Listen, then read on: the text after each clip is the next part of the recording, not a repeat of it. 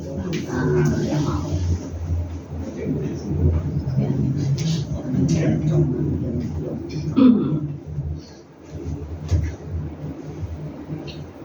shalom Bapak Ibu yang terkasih dalam Tuhan Yesus. Selamat pagi, selamat beribadah kembali di rumah Tuhan pada hari ini.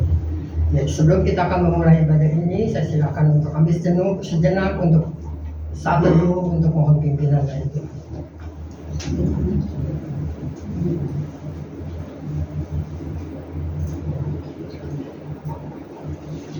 Amin.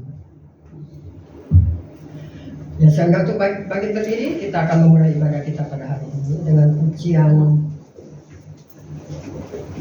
dari KPPK nomor 183.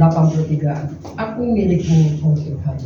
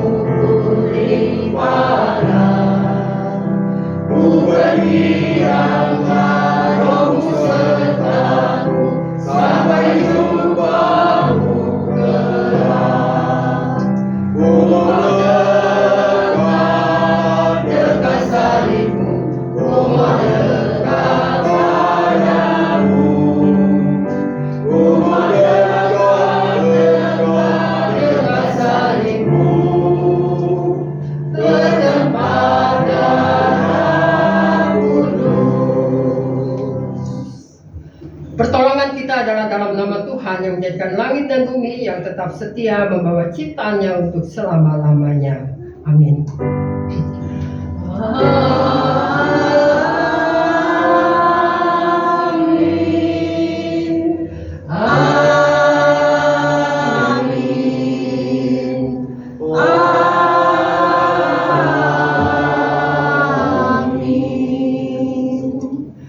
Kasih karunia dan damai sejahtera dari Allah Bapa kita dan dari Tuhan Tuhan kita Yesus Kristus menyertai saudara sekalian, Tuhan besertamu. Dan besertamu juga. Silakan duduk kembali.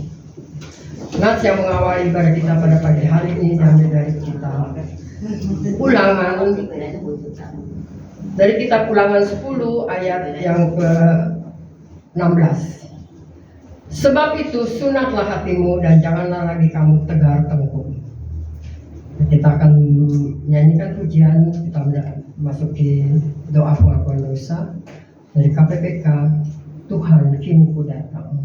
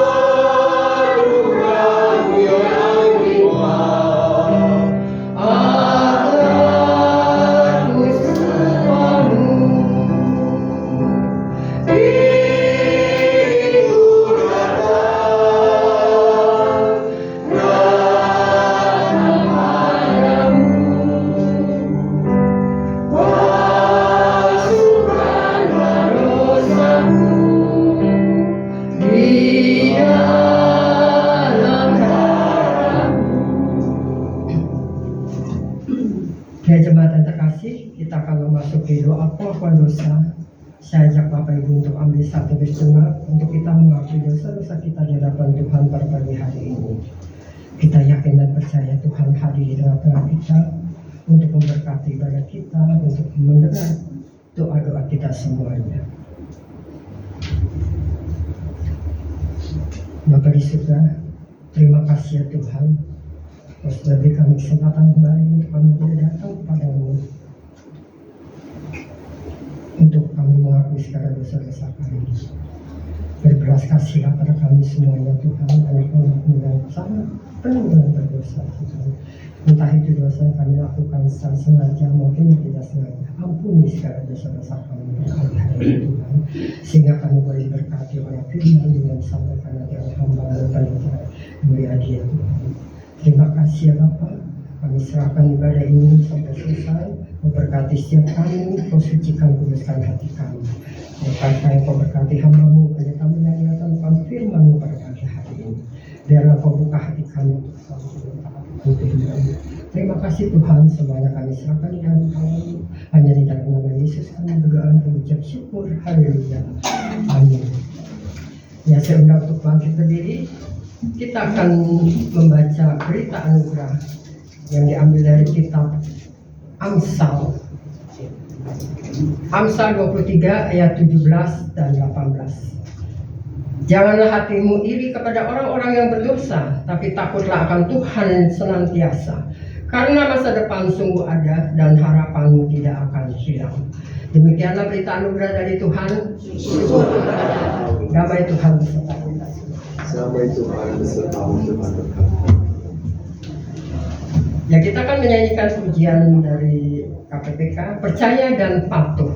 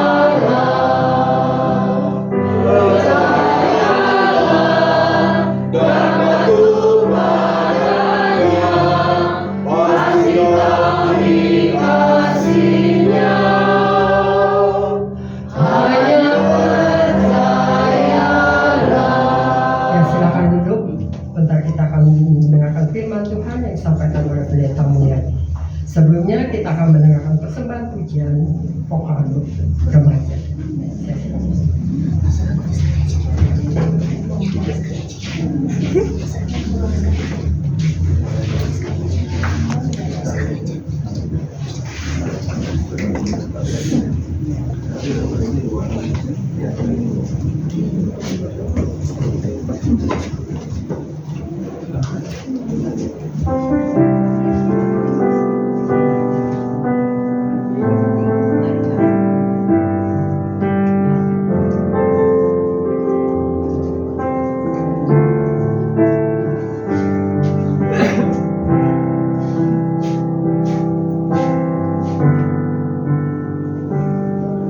Tuhan tak pernah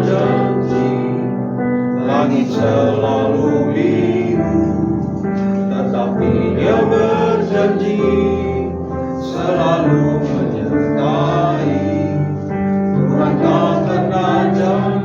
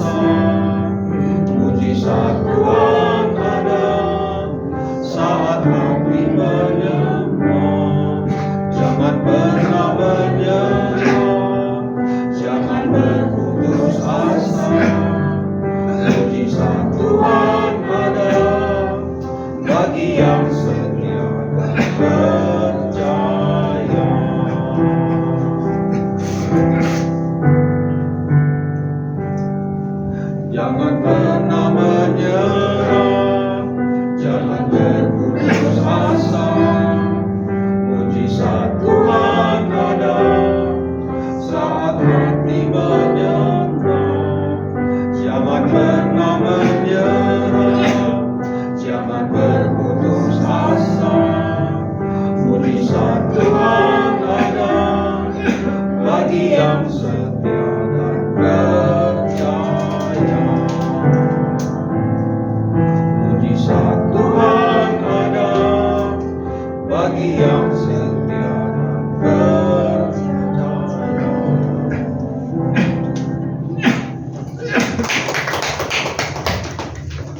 Bolehkah lagu ini kita nyanyikan lagi bersama-sama? Boleh ditayangkan kembali teksnya supaya kita bisa bersama-sama menyanyikannya. Kita nyanyikan sama-sama ya.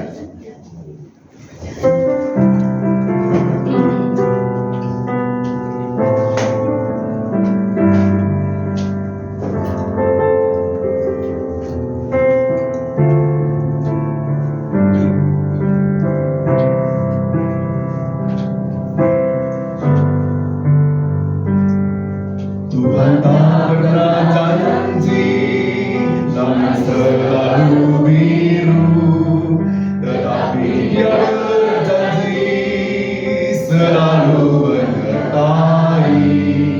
Tuhan tak pernah janji jalan selalu rata, tetapi Dia berjanji berikan kekuatan. Jangan pernah menyerah, jangan berputus asa. Mujizat Tuhan ada saat hati menyembah. Jangan pernah menyerah, jangan berputus asa. Mujizat Tuhan ada bagi yang setia dan percaya. Mujizat Tuhan ada bagi yang setia dan percaya. Puji Tuhan, mari kita berdoa bersama-sama, kita sambut firman Tuhan. Bapa Sorgawi, kami mengucap syukur untuk anugerah yang besar yang Tuhan hadirkan bagi kami. Kepada kami diberikan kesempatan dan waktu untuk bersama-sama datang kepada Tuhan, menyerahkan diri dan menyambut firman Tuhan. Pakai hamba untuk menyuarakannya, dan biarlah kami boleh bersama-sama menyambutnya di dalam kemuliaan Allah. Kami membuka ruang hati kami, pikiran kami, sehingga apa yang akan kami baca, dengarkan dan renungkan kiranya menguatkan kami, dan kami boleh bersama-sama bertumbuh di dalam anugerah Tuhan. Kepada Bapa di sorga kami menyandarkan segalanya dan memohon hikmat Tuhan. Amin. Selamat pagi buat kita semua. Bagaimana kabar hari ini? Biasa. Sudah cukup liburannya? Liburannya di mana? Ada di sini aja. Ya, saya tidak liburan juga, tapi saya dapat tugas untuk melayani ke daerah namanya Sipoholon. Ada yang tahu Sipoholon di mana? Udah tahu ya? Itu dekat Tarutung, Sumatera Utara. Baru pulang kemarin dan luar biasa sekali, ada banyak kesempatan pelayanan karena ini juga bagian dari rencana kami. Tahun depan saya emeritus dan setelah itu kemudian saya akan melakukan namanya mission trip ya, perjalanan pelayanan ke beberapa daerah. Sudah disiapkan ke Sulawesi Tengah, ke Papua. Saya ke Papua sudah 4 kali, sampai ke daerah dekat namanya Oksibil, dekat perbatasan dengan Papua New Guinea. Ngeri sekali. Pesawatnya kalau mau turun, namanya pegunungan bintang ya, pesawatnya kalau mau turun mesti ke kanan dulu, ke kiri lagi. Dia cari celah karena di kiri kanannya gunung-gunung tinggi sekali dan pohon-pohonnya luar biasa. Maka dulu ada pesawat yang jatuh, Trigana Air di sana. Pesawat itulah yang saya pakai seminggu kemudian setelah jatuh. Ya, jadi waduh luar biasa. Doanya harus kuat, jadi tolong doakan saya. Kalau saya pelayanan ke daerah-daerah itu ya, demikian. Saya pernah juga ke Soe, tapi bukan di kota Soe. Nona dari mana kan? Dari NTT? Iya. Di mana di NTT? Atambua, oh sudah ke sebelah sana lagi ya, sudah dekat ke Timor Leste. Iya. Nah, saya di Soe, tapi jangan bayangkan di kota. Di kota Soe itu enak sekali, banyak sekali lemon. Waduh, enaknya betul ya di sana. Tapi masuk lagi ke daerah sana, itu ada sekolah dasar yang pertama didirikan di situ tahun 1902. Dan kami untuk mencapai sana mesti melewati kali. Kalinya cukup gede, tidak dalam, dangkal saja, cuma sepaha. Tapi kalau hujan lebat, itu airnya bisa naik sampai 2,5 meter. Jadi segini, ya. Dan kita nggak bisa lewat, gitu. Nah, ketika kami sudah sampai, lagi pelayanan, gitu, hujan turun. Jadi guru-guru dan para penatua, "Bapak cepat pulang, gitu ya. Mission trip belum selesai, kami harus pulang. Karena kalau tidak pulang, kita akan tertahan 2-3 hari di situ. Airnya surutnya 2-3 hari. Jadi buru-buru kami pulang. Begitu jalan pulang, airnya sudah sedada. Ya, nah sedikit lagi airnya 2,5 meter. Begitulah pelayanan-pelayanan kami. Pernah ke Kalimantan, sampai kemudian ke sebuah tempat yang sangat dalam ke sana, ke pedalaman. Begitu masuk, lumpurnya sepinggang. Jadi kalau kami ini mesti pegang-pegangan semua pakai tali, naik begitu ya. Tapi saya bahagia dengan itu semua. Karena apa? Karena banyak saudara kita yang tidak bisa tersentuh dengan firman Tuhan. Dan kalau kami datang selalu rayakan perjamuan kudus di sana, karena mereka seringkali bisa hanya perjamuan kudus tahun sekali. Kita berapa kali perjamuan kudus? Setahun. Sebulan sekali ya? Wah, luar biasa, kita bisa menikmati anugerah Tuhan. Mereka di sana belum tentu setahun sekali, karena pendetanya sedikit, layanannya sangat jauh. Nah, kalau di Tarutung itu relatif enak, daerahnya sudah terbuka, ya, jalannya bagus, tapi dikumpulkanlah guru-guru sekolah minggu dari berbagai daerah, kumpul di sana, kami melakukan pelayanan. Itulah yang kami rancangkan. Nah, mari sekarang kita buka Alkitab kita pada kitab Alkitab kita, Kejadian pasal 17. Kita simak sama-sama. Kejadian pasal 17 ayat 7 sampai dengan 14. Inilah yang disampaikan kepada kita. Kejadian pasal 17 ayat 7. Saya menggunakan Alkitab terjemahan yang kedua, jadi mungkin agak berbeda dengan apa yang kita punya ya bacaannya. Demikian. Aku akan menetapkan perjanjian antara aku dan engkau serta keturunanmu turun-temurun menjadi perjanjian yang kekal, supaya aku menjadi Allahmu dan Allah keturunanmu. Kepadamu dan kepada keturunanmu akan kuberikan seluruh tanah Kanaan, seperti yang ku diami ini. Seperti yang kenapa tiba-tiba hilang? Ya. Akan kuberikan seluruh tanah Kanaan, negeri yang ku diami ini, sebagai pendatang, menjadi milikmu untuk selama-lamanya. Dan aku akan menjadi Allah mereka. Allah berfirman lagi kepada Abraham, dari pihakmu engkau harus memegang perjanjianku, engkau dan keturunanmu turun-temurun. Inilah perjanjianku yang harus kamu pegang, perjanjian antara aku dan kamu serta keturunanmu.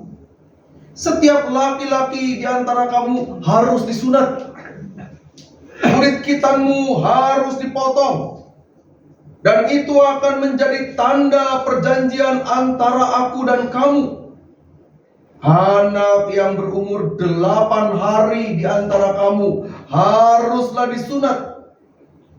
Setiap anak laki-laki turun-temurun, baik hamba yang lahir di rumahmu maupun yang dibeli dengan uang dari setiap orang asing yang bukan keturunanmu. Hamba yang lahir di rumahmu dan hamba yang kau beli dengan uang harus disunat. Dalam daging mula perjanjianku menjadi perjanjian yang kekal. Laki-laki yang tidak disunat, yang tidak dipotong kulit khitannya, orang itu harus dilenyapkan dari antara kaum sebangsanya. Ia telah mengingkari perjanjianku. Demikian pembacaan Alkitab kita. Yang berbahagia ialah kita semua yang mendengarkan firman Tuhan dan memelihara di dalam kehidupan kita sehari-hari. Haleluya.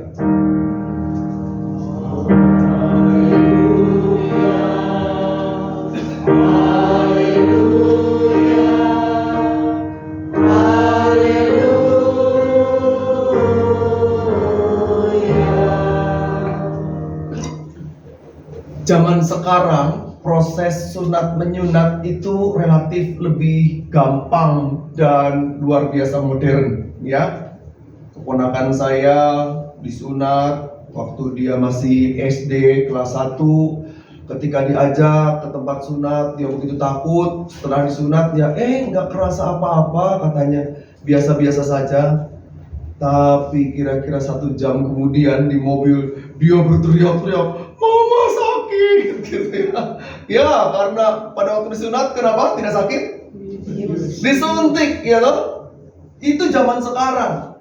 Saya jadi ingat pada zaman kira-kira hampir 50 tahun lalu lah di kampung saya.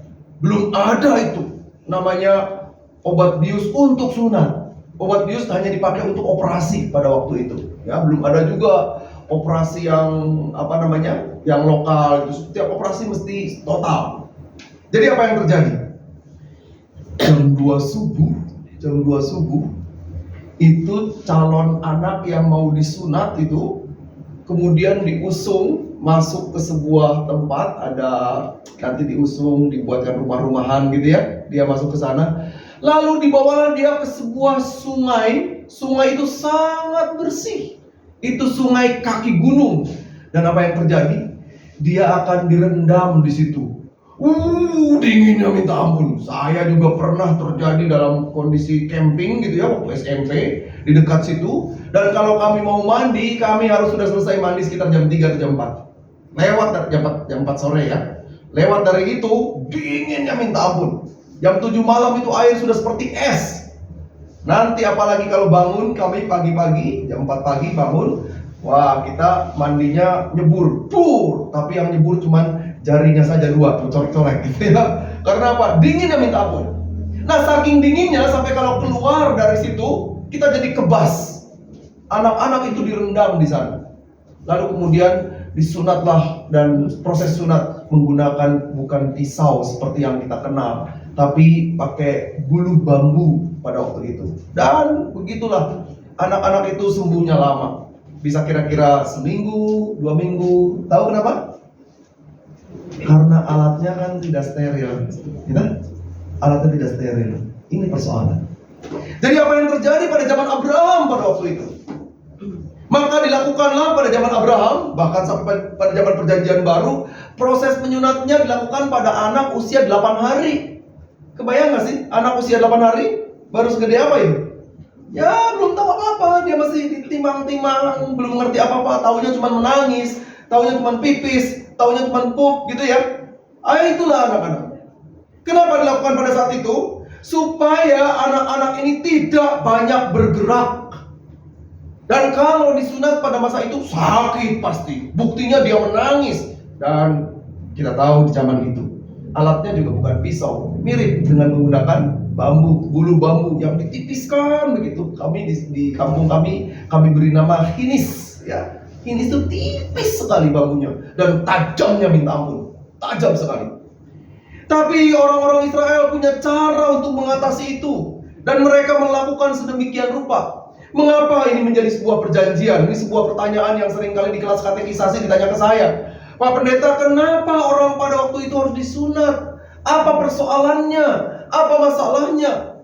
Orang-orang mengatakan ini soal kesehatan. Tidak. Karena soal kesehatan tergantung perawatan tubuh.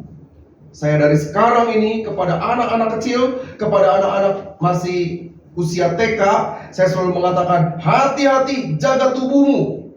Kamu harus rawat dan tidak boleh ada orang lain yang menyentuhmu selain papa mama dan juga kalau dokter atau suster, gitu ya. Karena apa? Karena ini pendidikan tentang seksualitas kepada mereka. Gak boleh ada anak-anak lain atau orang-orang lain yang kemudian dengan sembarangan menyentuh tubuhnya. Dan ini penting disampaikan. Kenapa? Supaya orang-orang nanti tidak melakukan tindakan pelecehan seksual.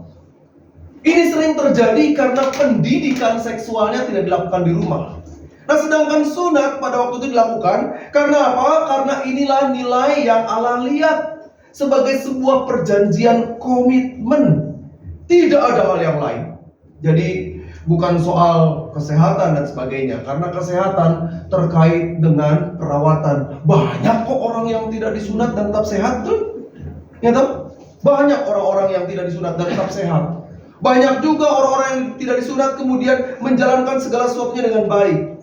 Proses sunat pada masa perjanjian lama itu memperlihatkan tentang bagaimana komitmen dengan Allah dan Abraham. Tadi sudah kita baca bersama-sama. Bahkan kemudian di dalam Kisah Para Rasul pasal 7 ayat yang ke-6 kita juga menyaksikan bahwa itu menjadi sebuah perjanjian. Jadi perjanjian itu, namanya perjanjian, boleh dilakukan dengan apa saja. Contoh di perjanjian lama, mereka punya perjanjian yang namanya perjanjian darah. Jadi betul-betul digores tangannya untuk kemudian disatukan darahnya. Kita sekarang sudah menjadi satu dalam perjanjian darah. Ada juga namanya perjanjian garam. Mereka melakukan perjanjian dengan garam. Jadi perjanjian itu bahkan dilakukan juga dengan cara-cara yang lain. Nanti kalau sudah anak-anak kita dewasa di zaman perjanjian lama ya, dia tidak boleh dinikahkan dengan orang lain selain dari keturunan bangsanya. Di Israel begitu. Maka itu yang terjadi bukan pada Ishak, Yakub. Kalau engkau menikah, kamu tidak boleh menikah dengan bangsa lain, tapi dengan orang sebangsamu. Maka orang-orang Israel bisa itu menikahkan anaknya. Jadi kalau misalnya gimana caranya? Cara melihatnya gini ya. Kalau saya punya engku, adik atau kakaknya mama, gitu ya. Mama saya punya adik laki-laki atau punya kakak laki-laki, engku atau tuaku gitu ya. Lalu dia punya anak perempuan. Maka dia bisa menjadi istri saya. Bayangkan di Israel begitu. Ini juga berlangsung ternyata di lingkungan masyarakat Tapanuli. Di Sumatera Utara orang Batak menikahnya begitu. Jadi menikahnya dengan saudara dari anak omnya. Wah, luar biasa itu. Jadi kalau sudah orang manggilnya engku, maka dia boleh menjadi istrinya. Itu ikatan yang terjadi di Israel juga demikian. Banyak sekali perjanjian. Jadi itu bukan satu-satunya. Nah, tetapi sekarang kita mesti melihat apa yang perlu kita lihat di dalam proses ini. Persoalan utamanya adalah ini soal janji Tuhan yang membuat kemudian Abraham mesti punya kesiapan menghadapi itu. Jadi sebenarnya tadinya saya pikir tema kita janji Tuhan dan keikhlasan Abraham itu saya bayangkan tadinya bukan di dalam teks ini tadinya ya, saya bayangkan. Tapi apa? Pada teks ketika Abraham mempersembahkan Ishak. Karena apa? Karena di tengah-tengah proses seperti itu, bagaimana Abraham yang punya anak cuma satu-satunya, kemudian ia harus persembahkan. Kebayang nggak? Coba kalau kita misalnya punya anak tunggal nih, Bapak Ibu, kalau punya anak tunggal, kita persiapkan anak kita jadi apa besar nanti? Kira-kira jadi apa? Saya pernah saya pernah telusuri loh, saya pernah datang ke banyak orang. Kalau Anda punya anak satu-satunya, dipersiapkan jadi apa? Rata-rata ya, pengennya jadi dokter, ya toh? Lalu jadi apa lagi? Jadi insinyur, jadi kontraktor gitu kan ya. Terus saya pernah datang, ini betul-betul saya datang kepada banyak orang yang anaknya satu. Saya tanya, kalau Tuhan minta anaknya jadi pendeta, dikasih nggak? Rata-rata orang tua bilangnya gimana? Rata-rata, janganlah gitu ya, janganlah gitu ya. Kenapa? Nah, saya mau cerita sedikit nih, apa yang terjadi. Ibu bapak sekalian, satu kali saya mau wawancarai mahasiswa dan juga mewawancarai orang tuanya. Saya tanya, kenapa anakmu dikirim ke sekolah teologi untuk sekolah pendeta? Dia bilang begini, Pak Pendeta, anak saya ini dari kecil sampai SMA nakalnya nggak ketulungan. Nakal banget. Waduh, saya sih udah deh halus dada dah, nggak sanggup dah ngurusnya. Berkali-kali datang ke pendeta, ini mesti diapain ini anak? Saya udah nggak sanggup ngurusnya. Itu ya, satu. Lalu yang kedua, sudah nakal di sekolahnya, beberapa kali nggak naik kelas. SD 8 tahun, SMP 5 tahun, SMA-nya juga 5 tahun. Ini anak umur berapa masuk sekolah teologi? Lalu yang terakhir Pak Pendeta, satu kali ketika dia kelas 2 SMA, usianya sudah 18 lebih ya, karena itu tadi SD-nya 8 tahun, SMP-nya 5 tahun, jadi setahun lah berapa. Dia ternyata sakit keras. Dan dalam kondisi sakitnya kemudian kami bersama-sama berdoa dan kami melihat satu kemuliaan Tuhan. Menurut dokter dia sudah tidak bisa disembuhkan. Tapi kemudian Tuhan jamah dan kemudian dia pulih dan kemudian sembuh. Dan betul anaknya itu datang ke kampus ya dalam keadaan agak layu-layu begitu kan ya karena sakit. Lalu saya berpikir jadinya, saya berdoa juga sama Tuhan. Tuhan, kenapa ya Tuhan, kalau orang disuruh masuk ke sekolah teologi itu yang dikasihnya yang nakal-nakal, gitu kan? Ya jadi jangan marah-marah juga kalau banyak pendetanya nakal, kan? Anak-anak nakal yang dikasih. Lalu yang kedua, kenapa ya Tuhan, yang dikasih kok anak-anak yang penyakitan? Jadi jangan aneh-aneh juga kalau suatu saat kemudian pendetanya sakit-sakitan terus gitu. Tapi yang terakhir Tuhan, kenapa ya? Kok yang dikasih ke sekolah pendeta yang kira-kira SD-nya 8 tahun, SMP-nya 5 tahun, SMA-nya 5 tahun. Artinya apa? Sekarang kata Pak Andar Ismail, nggak boleh bilang orang bodoh, nggak boleh. Itu karena dia seneng di sekolahnya. Nah, kenapa demikian? Jadi sebenarnya yang terjadi di dalam relasi antara Abraham dengan Allah, maka sebenarnya yang dia mau lakukan adalah soal ikatan yang dia sendiri, Abraham sendiri merelakan segala sesuatu karena pada waktu itu ini belum musim. Mana ada sunat di masa itu. Karena apa yang dilakukan oleh Abraham adalah terkait dengan perjanjian yang dia mau nyatakan menjadi sesuatu hal yang utama di dalam kehidupannya, yaitu yang lebih esensial. Lalu pertanyaannya, kenapa usia 8 hari? Karena anak di usia itu kan nggak bisa apa-apa toh. Babynya itu dibungkus, betul ya?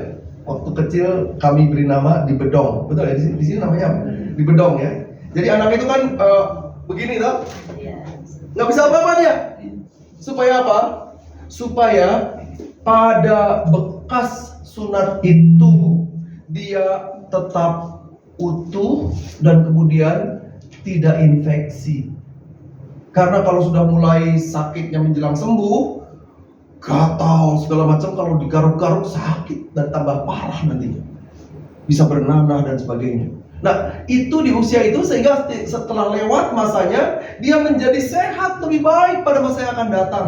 Biasanya butuh waktu sekitar 1-2 minggu sampai dia pulih. Abraham rela melakukan tindakan ini karena ia mau menyatakan dia taat kepada Allah. Tetapi apa yang terjadi di masa-masa yang akan datang? Yang terjadi adalah kemudian Filipi pasal 3 misalnya, ayat 4 sampai dengan yang kelima, menegaskan bahwa ada soal yang lain. Yaitu bahwa yang terbaru yang sekarang harus dilakukan bukan lagi soal sunat fisik, tapi sunatkan hatimu. Apa itu? Lepaskan segala sikap-sikap burukmu. Tinggalkan segala egoismemu. Tinggalkan pementingan dirimu. Tinggalkan segala sesuatu yang membuat engkau tidak bisa menampakkan kasih Allah. Tinggalkan segala sesuatu yang membuat kemudian kemuliaan Allah tertutup oleh kehidupan kita. Ada yang tahu nggak satu lagu? Saya favorit banget nih lagu ini dari NKB ya, Nyanyikanlah Kidung Baru nomor 204. Ada sebuah lagu di situ, syairnya luar biasa. Hidupmu kitab terbuka, dibaca sesamamu.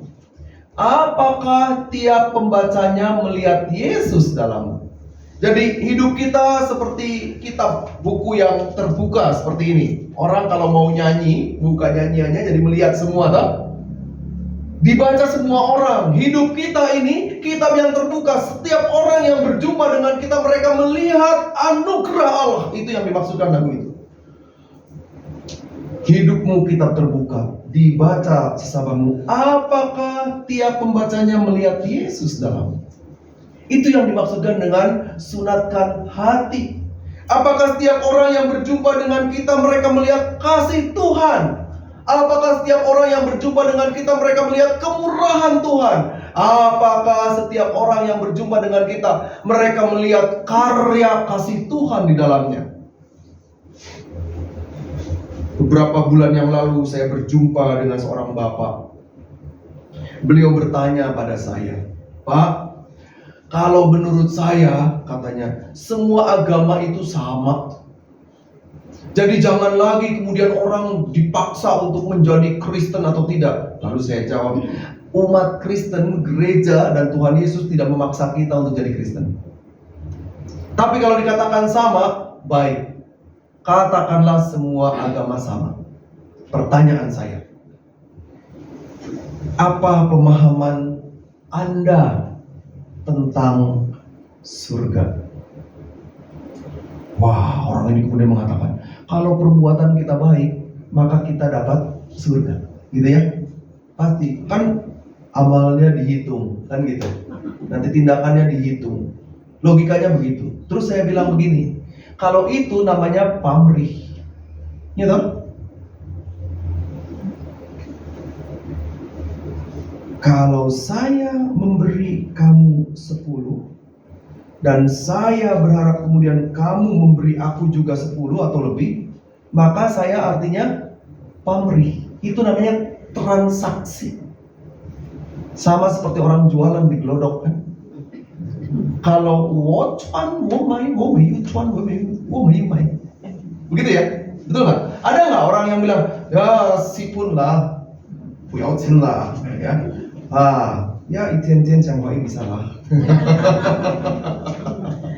Jadi, apa ada orang yang berpikir, saya jual rugi lah. Ibu bapak saya mantan pedagang. Dulu ya, sebelum masuk sekolah teologi, saya 4 tahun jadi sales. Lalu saya sering dengar begini orang ini, udahlah, bocuan lah, jual nggak apa-apa. Saya bilang nggak bisa.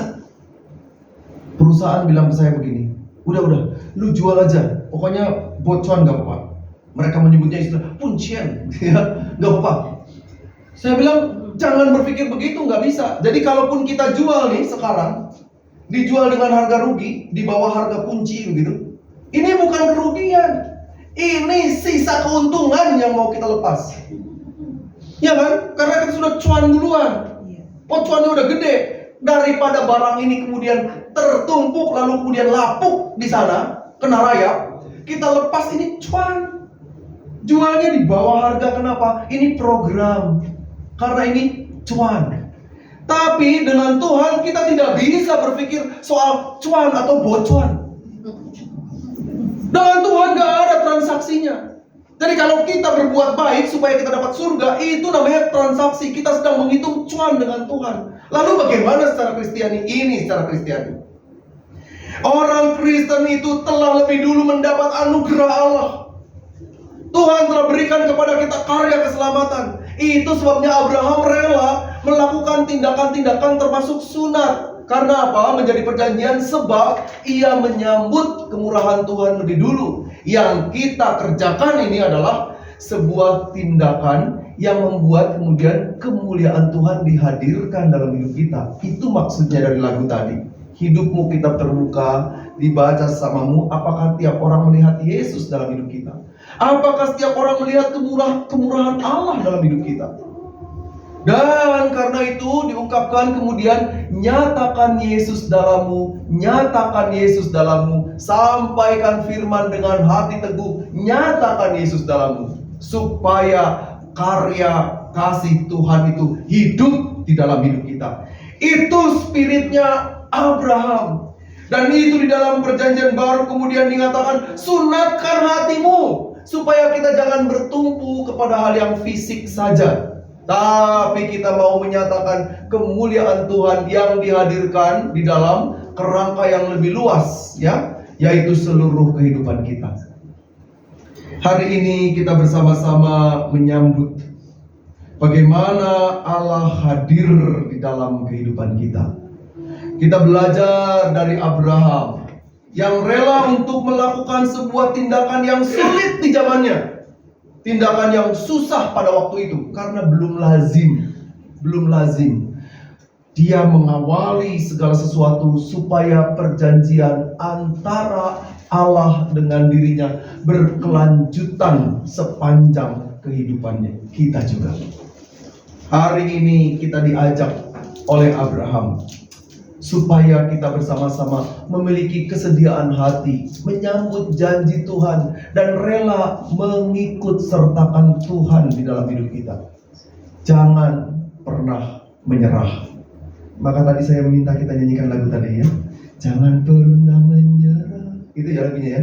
Jangan berputus asa, gitu kan. Nah, supaya apa? Supaya hidup kita semakin menunjukkan karya kasih Tuhan. Karena Tuhan telah lebih dulu menyatakan kasih-Nya untuk kita. Kalau saya hitung-hitung, ya, pengorbanan Abraham cuma kemudian disunat doang. Pengorbanan Yesus, apa yang terjadi? Yesus juga sunat usia 8 hari. Tapi apa yang terjadi? Dia serahkan tubuhnya bahkan ditombak. Kalau dalam penelusuran para teolog, kata teolog Jepang namanya Kosuke Koyama, kalau sampai angkat salib doang mah enggak persoalan, terlalu berat. Tapi yang jadi persoalan buat Yesus adalah ketika murid-muridnya justru mengingkari dia. Petrus menyangkalnya berapa kali? Sampai 3 kali. Coba bayangkan, saya mau tanya nih buat papa mama. Kalau suatu saat, ya, ada orang datang gitu, temu anak kita, terus dia bilang, itu siapa? Anak kita bilang, pembantu saya di rumah. Rasanya gimana? Sakit sekali. Bayangkan kalau kemudian anak kita malu memperkenalkan kita sama temannya. Rasanya gimana? Sekarang bayangkan Yesus, ya. Petrus ditanya nih, kamu kan muridnya? Enggak, bukan. Ditanya lagi sama orang, saya tahu kamu murid dia, buktinya kamu ikut sama dia. Enggak, bukan. Kamu salah lihat orang, bukan aku itu. Orang yang sama aja wajahnya sama aku. Tiba-tiba ada nenek-nenek tanya, aku pernah lihat kamu loh, bahasa kamu juga sama dengan dia. Lalu dia bilang, orang Jakarta bilang, sumpah, gue kagak kenal dia, enak aja. Lalu terdengar apa? Kokok ayam. Dan kemudian Petrus sadar, ia telah menyangkal Yesus. Gimana rasanya? Itu lebih berat daripada salib yang dia pikul. Kalau cuma sunat doang, ya ampun, kecil. Sekarang beranikah kita seperti Abraham, rela menempuh segalanya, tapi siap untuk menyunatkan hati kita, melepaskan segala sesuatu egoisme, melepaskan kegentaran diri ini untuk melakukan tindakan-tindakan bagi yang lain. Bersedia nggak kita untuk nggak ngomongin orang?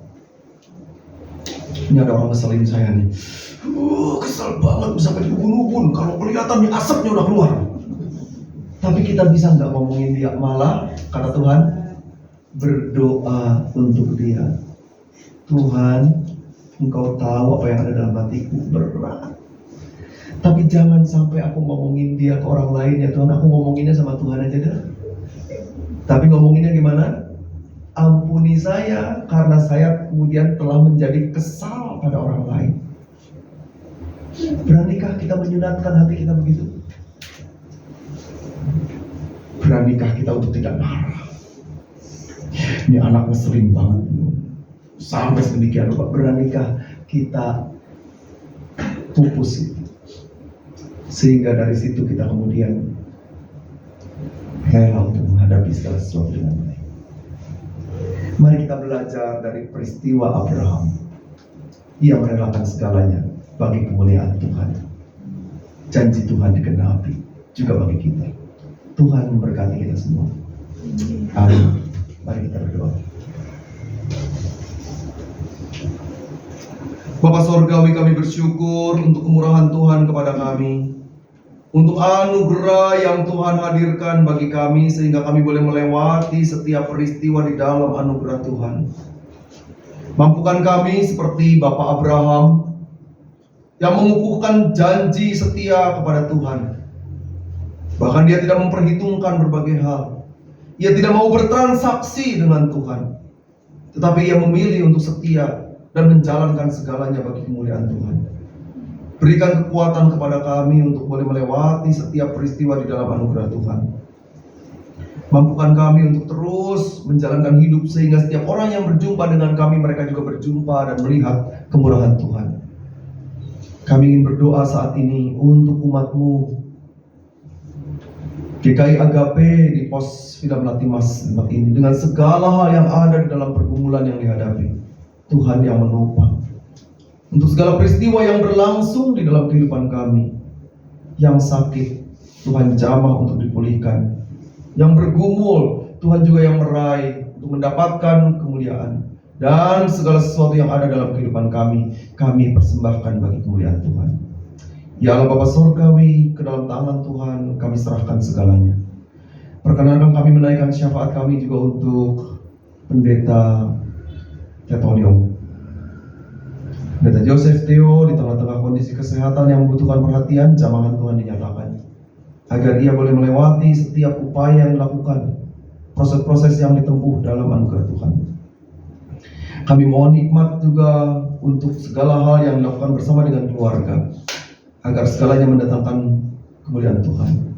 Dokter, perawat, obat-obatan, alat medis, dan semua yang dilakukan, Tuhan yang jamah. Demikian pula untuk persiapan emeritasi hamba-Mu, Pendeta Simon Stevi, yang akan menempuh perlawatan pada tanggal 19 nanti. Kami mohon hikmat supaya segalanya berjalan di dalam pertolongan Tuhan. Terima kasih untuk segalanya. Kami persembahkan Indonesia ke dalam tangan Tuhan dengan segala hal yang ada di dalamnya. Anugerah Tuhan menyertai. Inilah syafaat kami. Kami landaskan kepada Bapa di sorga, di dalam nama Tuhan Yesus Kristus yang mengajar kami berdoa bersama-sama. Bapa kami yang di sorga, dikuduskanlah nama-Mu. Datanglah kerajaan-Mu, jadilah kehendak-Mu di bumi seperti di sorga. Berilah kami pada hari ini makanan kami yang secukupnya. Dan ampunilah kami akan kesalahan kami, seperti kami juga mengampuni orang yang bersalah kepada kami. Dan jangan membawa kami ke dalam pencobaan, tapi lepaskanlah kami dari yang jahat. Karena Engkau yang punya kerajaan dan kuasa dan kemuliaan sampai selama-lamanya. Amin.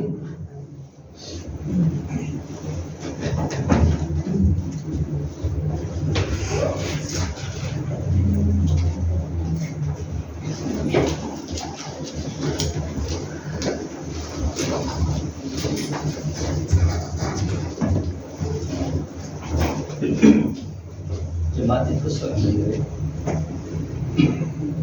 Marilah kita bersama dengan umat Allah di masa lalu, masa kini, dan masa depan, mengingat pengakuan pada baptisan kita menurut pengakuan iman Rasul. Aku percaya kepada Bapa yang Maha Kuasa, langit dan bumi, dan kepada Yesus Kristus, Anak yang tunggal Tuhan kita, yang dikandung daripada Roh Kudus, lahir dari anak darah Maria, yang menderita secara di bawah pemerintahan Pontius Pilatus, disalibkan, mati dan dikuburkan, turun ke dalam kerajaan Allah. Pada hari ketiga surga, balik kepada orang mati. Naik ke surga, duduk kanan Allah, Bapa yang Maha Kuasa, dan sesama yang akan datang untuk menghakimi orang yang hidup dan yang mati. Aku percaya kepada Roh Kudus, gereja yang sederhana, persekutuan orang kudus, pengampunan dosa, kebangkitan orang mati, dan hidup yang kekal. Amin.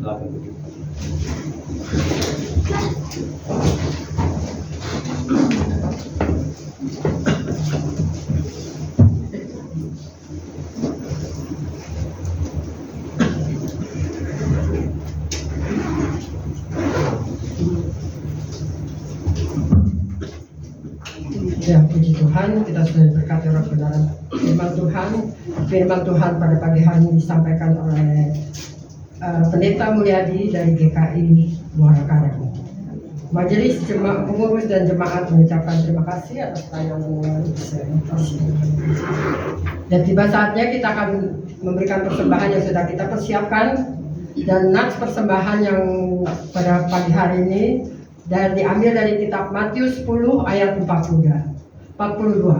Dan barang siapa memberi air sejuk secangkir saja pun kepada salah seorang yang kecil ini, karena ia muridku, aku berkata kepadamu, sesungguhnya ia tidak akan kehilangan upahnya daripadanya.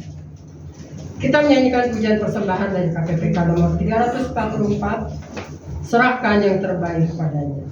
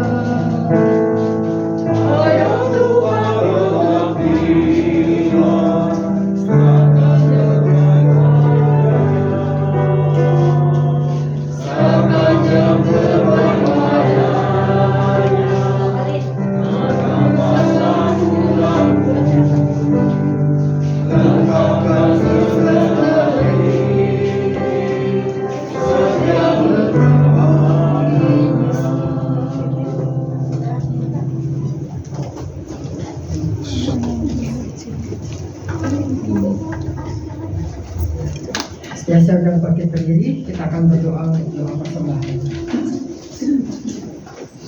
Bapa di surga, kami ucap syukur dan terima kasih ya Tuhan, Kau sudah memberi kami kesempatan kami mempersembahkan apa yang Kau berikan kepada kami, sehingga persembahan ini boleh Kau berkati ya Bapa pada hari ini, boleh menjadi perluasan gerejamu tempat ini melalui melalui persembahan ini. Kau juga berkati majelis pengurus yang mengurus persembahan ini. Terima kasih ya Tuhan Yesus, semuanya kami serahkan di dalam tangan-Mu. Hanya di dalam nama Yesus kami mengucap syukur. Haleluya. Amin. Ya, kita akan mengakhiri pujian ibadah kita pada pagi hari ini dari lagu doksologi Kidung Berkat. Dan nanti kita akan menerima doa berkat dari hambanya Pendeta Mulyadi.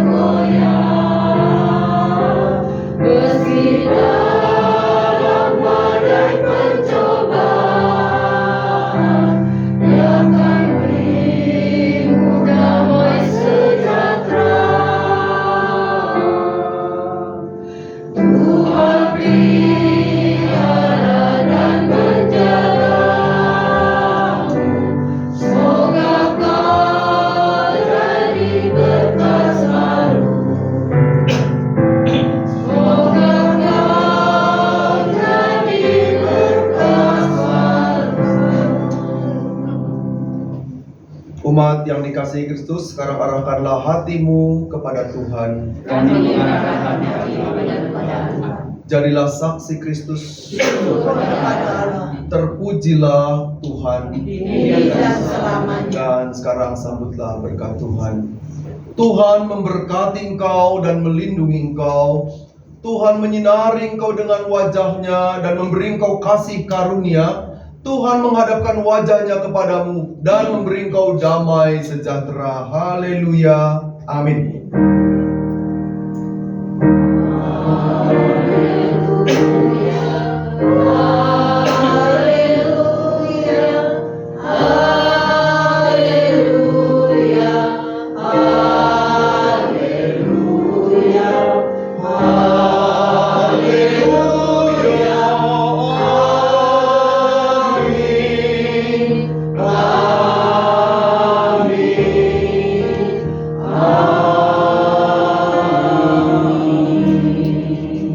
Ya, selesai sudah ibadah. Silakan duduk. Selesai sudah ibadah kita pada pagi hari ini. Tuhan berkati. Selamat siang.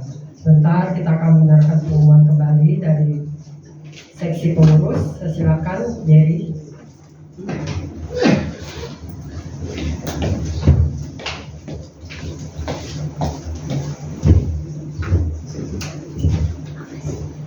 Selamat pagi Bapak Ibu. Saya ada dua pengumuman. Yang pertama, Sabtu ini ada Komisi Wanita dan Lansia jam 5 sore. Ya, jadi Sabtu ini tanggal 23, berarti 20, tanggal 20 berarti ya. 20 jam 5 sore itu ada ibadah Komisi Wanita dan Lansia. Bapak Ibu diharapkan bisa hadir. Itu yang pertama. Dan info yang kedua, saya mengingatkan yang waktu pernah saya infokan, penutupan untuk pendaftaran retreat itu kan tanggal 21 April 2024. Ya, kita akan mundurkan 1 minggu Bapak Ibu. Jadi penutupan paling lambat Bapak Ibu mendaftarkan namanya di tanggal 28 April 2024. Ya, setelah itu maksimal tanggal 5 Mei sudah harus lunas Bapak Ibu. Karena kita akan atur untuk di sananya kita perlu setorkan berapa jumlah yang bisa ikut untuk kita atur di sananya ya. Jadi Bapak Ibu pendaftaran terakhir tanggal 28 April 2024 dan pembayaran maksimal 1 minggu setelahnya atau tanggal berapa tadi saya bilang? Tanggal 5 Mei. Ya Bapak Ibu, dimohon Bapak Ibu bisa segera mendaftarkan namanya supaya kita bisa segera atur juga untuk di sananya ya. Pendaftaran bisa menghubungi Ibu Lanye ataupun ke Diakan Lisun. Nah itu saja pengumuman pada pagi hari ini Bapak Ibu. Terima kasih, Tuhan Yesus memberkati.